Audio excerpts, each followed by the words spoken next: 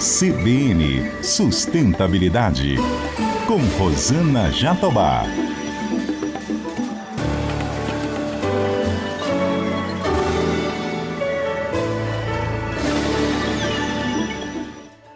Oi, pessoal, tudo bem? O CBN Sustentabilidade de hoje aborda a agenda ESG no setor farmacêutico. Eu converso com a Juliana Ortega. Ela é diretora de sustentabilidade da RD Saúde, que é dona das redes de farmácias Raia e Drogasil. É a maior rede de varejo farmacêutico do país, com mais de 3.400 farmácias e 70 mil funcionários, um gigante do setor.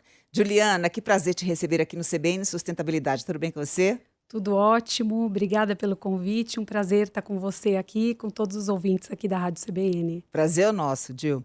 A gente sabe que o Brasil ainda, infelizmente, não construiu um ecossistema forte de promoção de saúde. A nossa cultura ainda é muito centrada na doença, né? A maioria das pessoas só vai ao médico quando algo deu errado e a gente tem uma das maiores densidades de farmácias do mundo. São cerca de 90 mil espalhadas pelo país. Quero te perguntar, como é que o setor farmacêutico pode contribuir para quebrar esse paradigma, para que a gente possa migrar para uma cultura de saúde integral, onde a gente possa ter prevenção, educação e bem-estar ali no centro da agenda mesmo. Muito bem. A RD Saúde ela tem muito se feito essa pergunta e essa é uma reflexão estratégica que a gente fez há um tempo atrás. Como a gente poderia evoluir a nossa estratégia de ser um varejo de farmácia, um varejo de medicamentos, para um promotor de saúde. Então, desde então, a gente vem colocando isso muito no centro da nossa atuação, como que cada farmácia que a gente tem pode ser um hub de saúde, pensando que a gente está muito próximo hoje do cliente, de grande parte da população brasileira.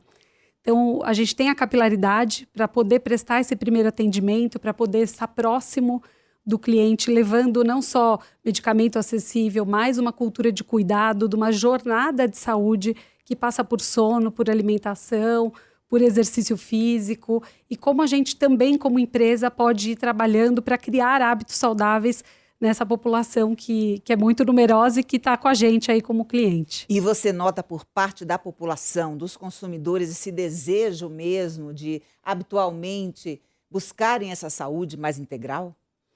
Olha, eu acho que sim, a gente tem visto muito essa busca por mais qualidade de vida, por entender que saúde não é, como você colocou, ir no médico só quando a coisa vai mal, mas sim mudar realmente os hábitos, que é uma questão cultural, e a gente entender também que esses primeiros cuidados e essa primeira orientação pode estar na farmácia por meio dos nossos farmacêuticos, que a gente entende que são realmente agentes de saúde comunitários, que podem estar muito próximos aí da população para oferecer essa saúde integral. E são altamente qualificados, né? Sim, muito qualificados. A gente forma muitos desses farmacêuticos dentro de casa. Inclusive, temos a nossa própria graduação agora em farmácia, que uma vez ao ano a gente tem aí turmas entrando e se formando com a gente, onde a gente ensina não só a parte técnica da farmácia, mas principalmente esse lado do vínculo, do cuidado, do relacionamento personalizado com as pessoas. Agora, essa visão de ser um hub de saúde, ela se aplica apenas aos gigantes do setor? Ou você acha que, de fato, é uma tendência que está se espalhando por toda a área e não apenas focada no modelo comercial?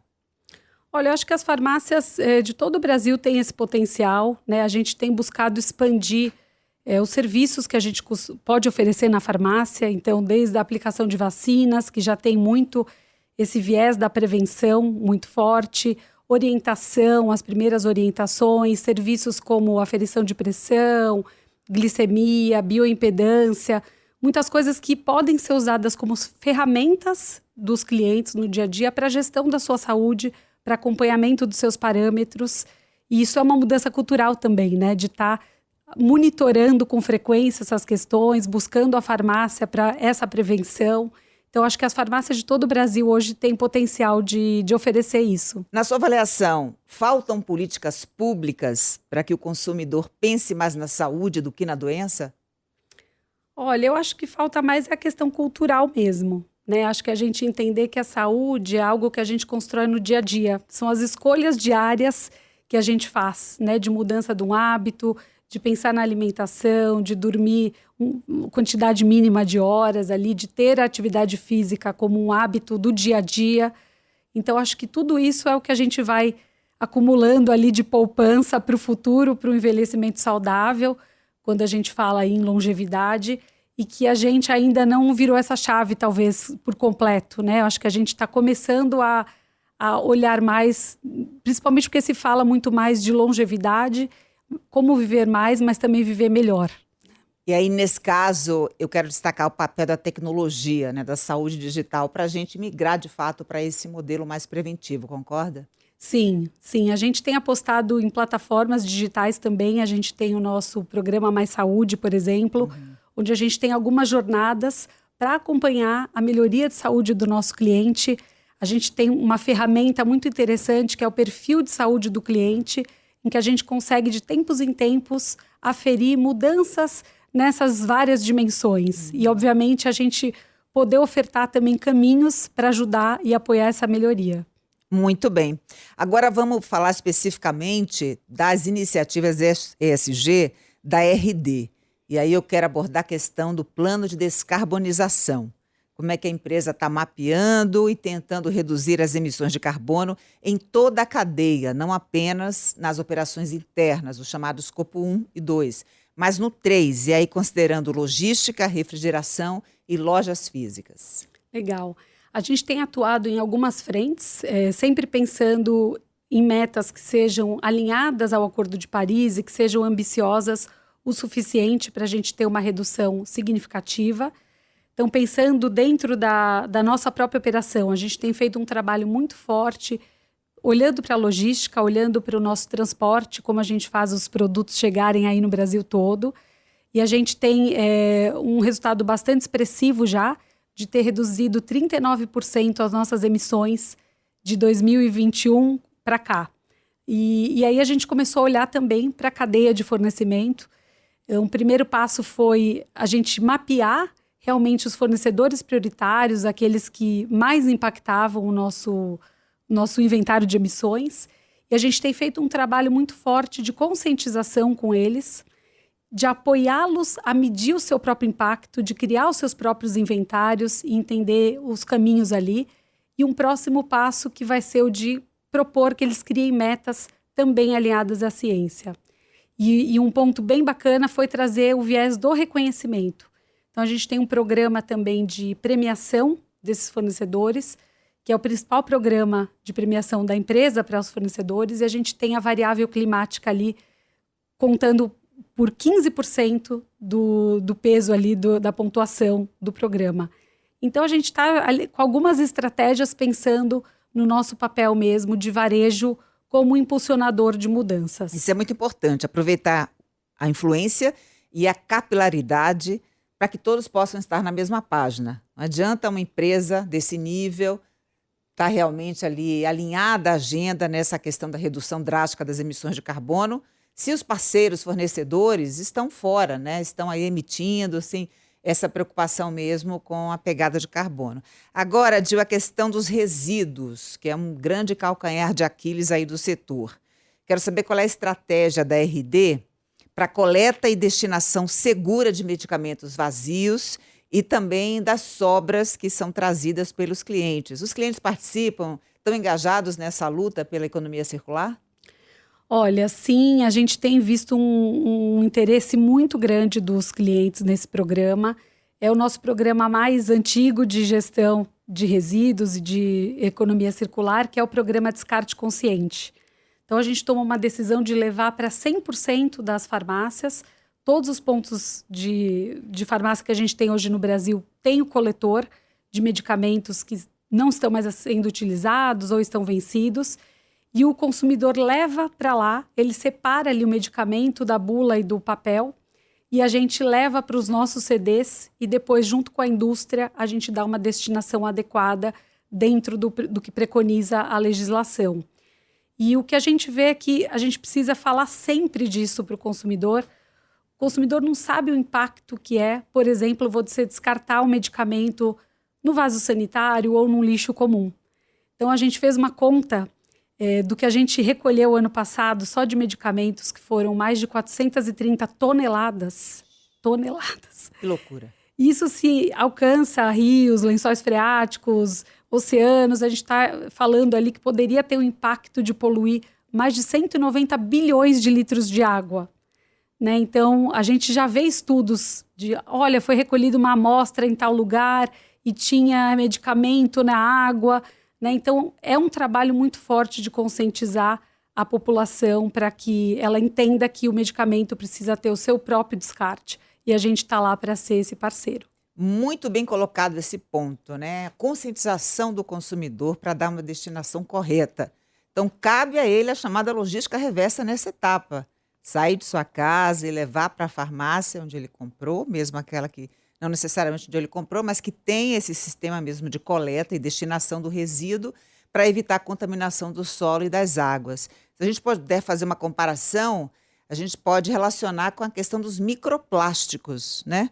Que advém mesmo da fragmentação do plástico que vai parar nos corpos d'água, nos lagos, nos rios e, em última instância, nos oceanos. E esses microplásticos retornam para o nosso dia a dia, né? Já foram encontrados até na corrente sanguínea, nos pulmões, etc. Então, é muito importante que o consumidor, de fato, esteja engajado nessa questão da circularidade. Agora, vocês têm algumas iniciativas para reduzir o plástico e adotar embalagens recicláveis ou retornáveis nas marcas de vocês, ou seja, as marcas próprias? Sim, a gente tem uma meta de até 2030, usando pelo menos 40% de material reciclado em todas as embalagens de marcas próprias. Então, a gente começou pelo papel, justamente porque a gente viu uma oportunidade de usar essas caixinhas e essas bulas que o cliente já está levando na farmácia para nós, né? Então, como que a gente usava esse próprio papel e papelão que a gente recolhe para transformar em material reciclado, que vira aí os cartuchos e as caixinhas que vão nas nossas marcas, principalmente Nides, Nats e Natus. E na parte do plástico, a gente tem feito um esforço muito grande de estudar alternativas ou de migrar também para o plástico reciclado. Né? Então, ao invés de usar um plástico virgem, um trabalho de retirar plásticos que já estão no meio ambiente e dar uma nova vida a eles. Uhum. A gente tem feito um piloto aqui em São Paulo. Em 9 farmácias nossas, a gente tem uma máquina coletora de resíduos para embalagens cosméticas, de perfumaria. E a gente fez um sistema super bacana, gamificado, para o cliente que levar, ele ganha pontos, ele troca por descontos. E aí esse plástico, que a gente recolhe em quantidades grandes também nesse programa, vira também a nossa própria embalagem de Natus. Então, a gente tem fechado a cadeia aí de algumas formas. Esse incentivo ao consumidor, né, para que ele participe ali desse esforço. E em troca, ele ganha pontos, né, brindes, enfim. Não sei de que maneira exata vocês compensam. Tem funcionado? Desperta no consumidor interesse? Sim, a gente tem um sistema de pontos que é o Stix. Uhum. Então, ele ganha pontos Stix que ele pode trocar por mercadorias nas nossas farmácias ou até em outros parceiros do programa. E o que a gente viu é que tem estimulado muito, né? Inclusive, a gente tem alguns clientes que já semanalmente param ali com seu carro lotado de frascos de shampoo, Listerine, enfim, e fazem ali a reciclagem porque estão vendo esse benefício de ganhar pontos. E a gente tem feito essa pergunta também para eles, né? O quanto que eles enxergam que a farmácia tem esse papel e é o local adequado para isso. E a gente vê que, na grande maioria, eles reconhecem que sim, que esse gesto nosso tem estimulado a reciclagem por parte deles. Vocês acabaram de ganhar, então, a próxima consumidora a fazer a mesma coisa, porque eu me preocupo muito com a destinação da embalagem, né? Sim. E lá tem mesmo, passa na minha rua lá o caminhão de coleta seletiva, mas às vezes eu desconfio se de fato aquele resíduo está sendo destinado a uma cooperativa, né? Então, sabendo que a farmácia tem exatamente esse serviço e que ainda você pode ser recompensado por isso, tanto melhor. Digo, a gente sabe que o SUS é um sistema louvável, né? Um grande sistema de saúde, só que ele não responde, infelizmente, a todas as demandas dessa área.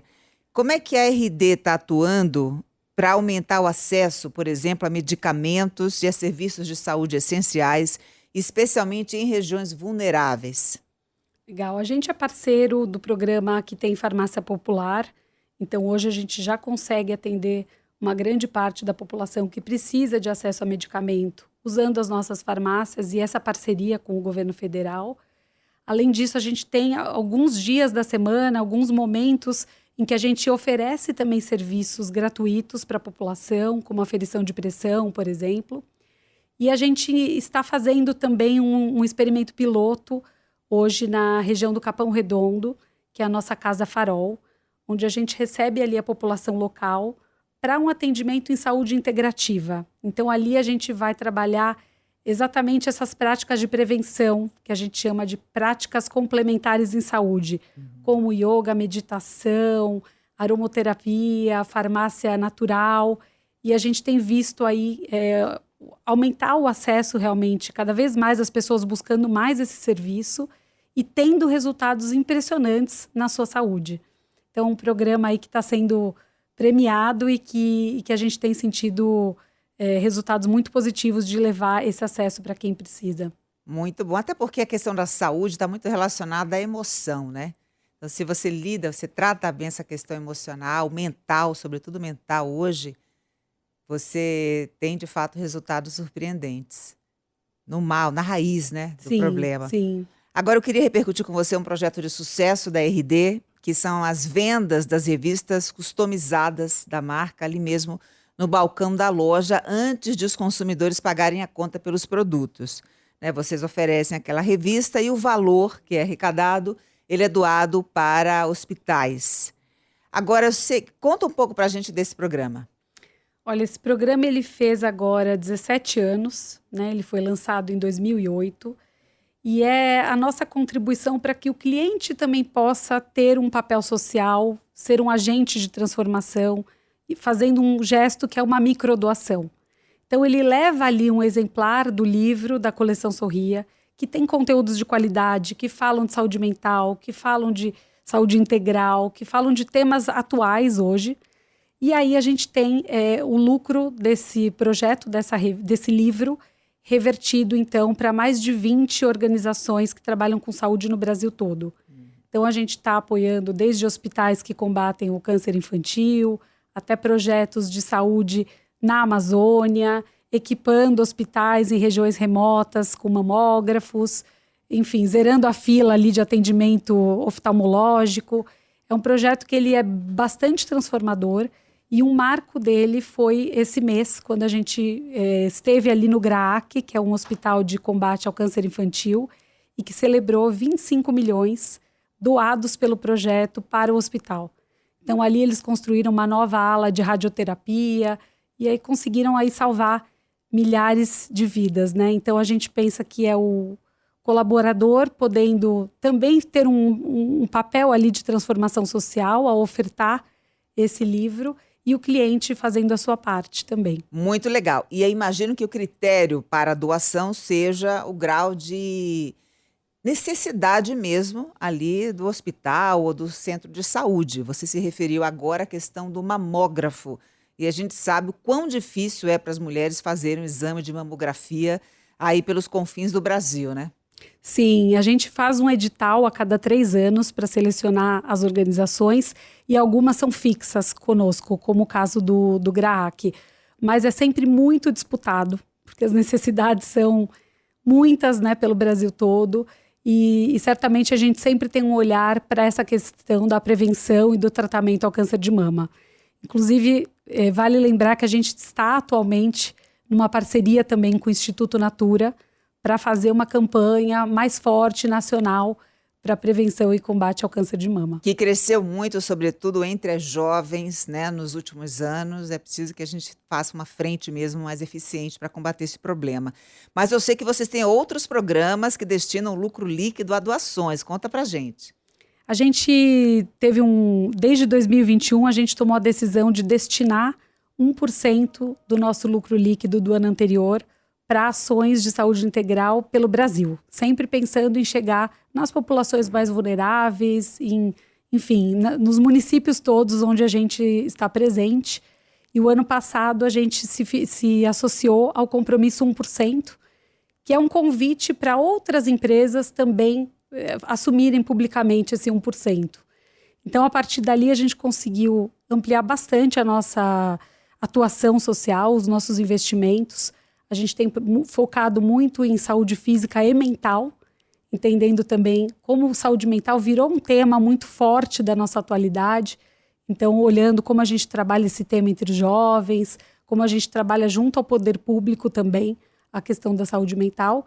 E, mais recentemente, trazendo também o pilar de saúde e clima, que a gente entende que é um pilar super relevante no contexto que nós estamos. Note que não é o caso de substituir política pública. O Estado tem, né, por dever, prover saúde para os cidadãos. Mas você, como um player importante, pode contribuir sim para a promoção da saúde integral no nosso país através de um programa como esse, né? Sim, em muitos casos a gente inclusive faz parceria, né, com governos. Então, na época da Covid, a gente fez muitas coisas em parceria, por exemplo, ajudando a equipar as unidades básicas de saúde para acelerar a vacinação, ajudando a equipar os hospitais filantrópicos. Então, realmente, acho que os desafios são muitos e a gente precisa de uma atuação compartilhada. Cada um usando o seu poder, a sua força, o seu diferencial para a gente poder transformar a saúde do país. Sobre diversidade e inclusão, eu queria saber quais são as categorias minorizadas que são contempladas pela RD Saúde. É um setor que tem uma boa representatividade das mulheres na alta liderança, mas há outras categorias que precisam de maior atenção. Então, conta pra gente como é que está esse pilar na empresa. Para a gente, diversidade é parte da forma como a gente entende que é fazer negócios de uma forma bem-sucedida. A gente tem a diversidade como um dos eixos da nossa estratégia e a gente está olhando hoje para os pilares de gênero, de raça, gerações, LGBTI+, e pessoas com deficiência. Então, isso passa por 3 grandes estratégias. Uma de letramento, da gente poder falar sobre isso, sobre a importância do respeito ao outro. E o outro eixo é a representatividade, né? Então, a gente trazer mais diversidade para os nossos cargos de liderança.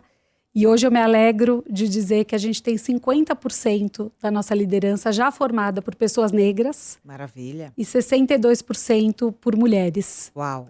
Então, acho que são números bem expressivos e a gente trabalha muito na pauta também da inclusão. O que fazer para que esse público se desenvolva muito, como, enfim, com todas as condições equitativas.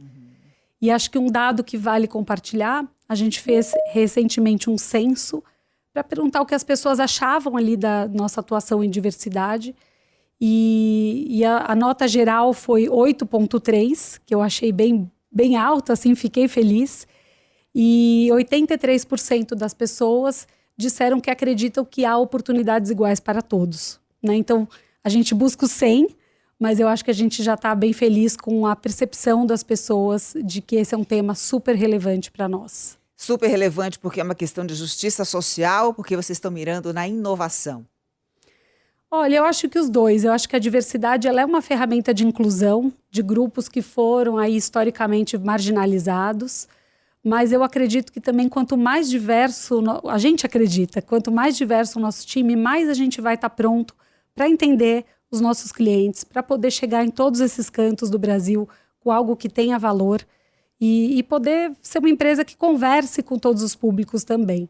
Então, acho que para nós esses dois vieses são bem importantes. Quais são as inovações sustentáveis que vocês estão apostando aí para os próximos 5 anos? Porque é um setor que tem passado por uma verdadeira evolução, né? A gente tem notado assim, grandes avanços. Olha, a gente tem uma agenda que vai até 2030. Então, nós temos aí 22 metas que a gente olha todos os meses e que elas têm ali um destino final, que é 2030. Então, a gente segue olhando muito para a questão climática, pensando em como a gente traz inovação também para a nossa parte de transportes, como a gente tenta usar biocombustíveis, combustíveis mais sustentáveis.